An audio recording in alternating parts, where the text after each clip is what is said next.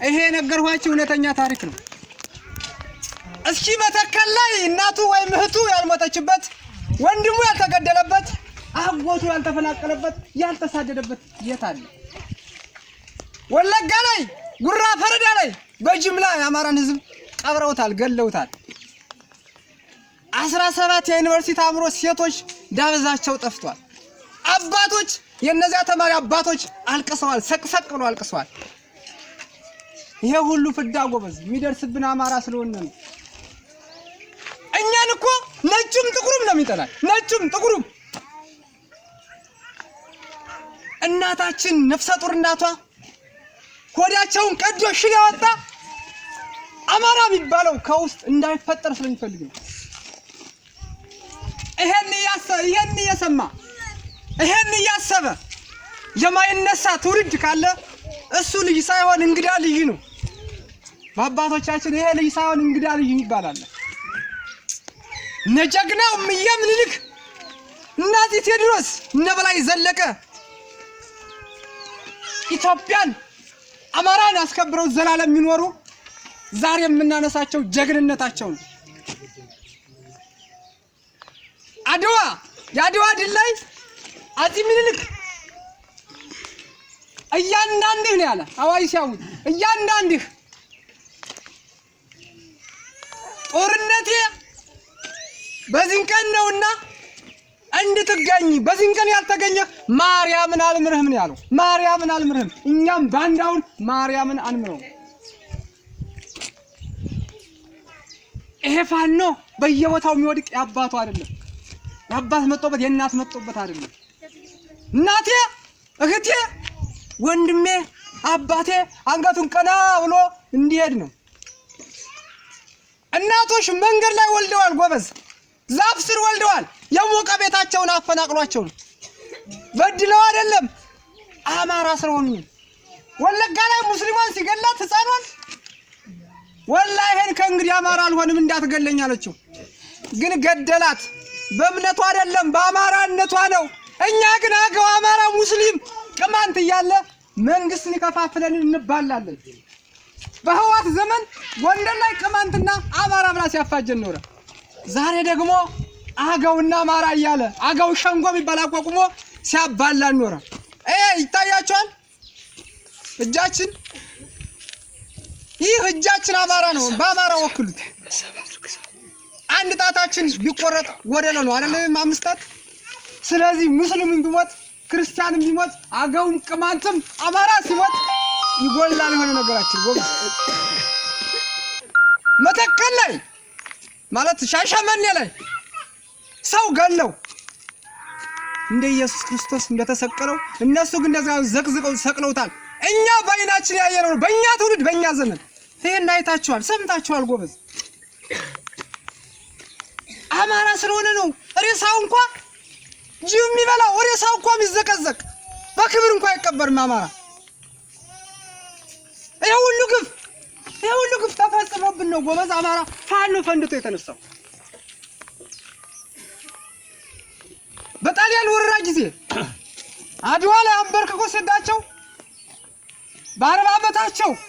አሁንም ድጋሜ ኢትዮጵያን ለመውረር መጡ በአፄ ኃይለ ሥላሴ ሰዓት። ያኔ እንዳሁኑ እንደ ፋኖ ጀግራው በላይ ዘለቀ እንዲህ ለሀገሬ ብሎ ተነሳ። ያኔ ንጉሱ ሲሸሹ እሱ ነፍጥ ያለገሱ ያማራ ጀግኖች የኢትዮጵያ ጀግኖች ከጎኑ ተሰልፈው ጣሊያንን ድጋሜ አንበረከኩት። ሂደው ምን አሉ? ኢትዮጵያን ቀይ ለመግዛት አማራ የሚባል ብሔር አለ፣ እሱን ማጥፋት ያስፈልገናል አሉ። ይሄንን ወጮች ሰነዱን ሰነደው ጻፉት። በዚያ በሞተው ሴራ ጠንስሶ ዘር ሊያባላው በመለስ ዜናዊ ሰዓት አንቀጽ በህገ መንግስት ረቆ አማራ በየ እንግዲህ ውድ አማራውያን ይሄንን መልእክት የምትካፈሉ የምትከታተሉ ወገኖቼ ልናውቅ የሚገባን አንድ እውነት አለ። ይሄ እውነት የአማራ ፋኖ የወጣው ወደ ትግል የወጣው የህዝብ የወገን ሞት መገፋት አንገብግቦት ነፍጥ ያነሳ እምቢኝ ለሀገሬ እምቢኝ ለአማራ እኔ እያለሁ እናቴ ስትደፈር ትዕግስቴ መታገሴ ማየቴ ዛሬ ጸጽቶኛል። በቃኝ ብሎ የተነሳው አማራ ማህበረሰቡ ጋር ገበሬው ጋር ገብቶ አላማውንና ትክክለኛ የተነሳበትን ምክንያት ኢንፎርሜሽን ለማይደርሳቸው በጣም ምስኪን ለሆኑ የዋህ ለሆኑ ሁሉን ቢያውቁም ግን ዝም በማለት ለመኖር ብቻ ለሚታገሉ ማህበረሰብ ቤቱ ድረስ ሰፈሩ ድረስ በመሄድ እያነቁ እያሳወቁ ሀቁን እያሳወቁ የሚታገሉበትን አላማና ግብ እያሳወቁ አይዟችሁ በርቱ፣ እኛ ልጆቻችሁ የወጣ ነው በመገፋታችን ነው፣ ማርያምን አልምረውም፣ ጥቁር ጣሊያናዊ ጥቁር ኢትዮጵያዊ ሆኖ ግን የእንግዴ ልጅ የበዛበት ዘመን ላይ ስለደረስን አልምረውም፣ ላልምረው ቃል ገብቻለሁ በህዝቤ ስም እያለ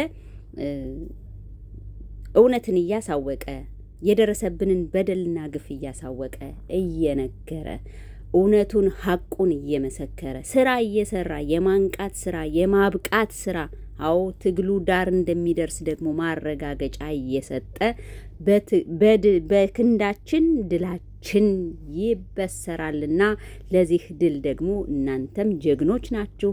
እናንተን ብለን እናንተን አምነን ከናንተ መካከል የወጣን ልጆቻችሁ የወጣንበት አላማ ይሄ ነው በማለት እያስረዳ ነው ጀግናው መሪ የወርቅ አባይ ብርጌድ አመራር የሆነው ወንድማችን አርበኛ ፋኖ ጊዜው።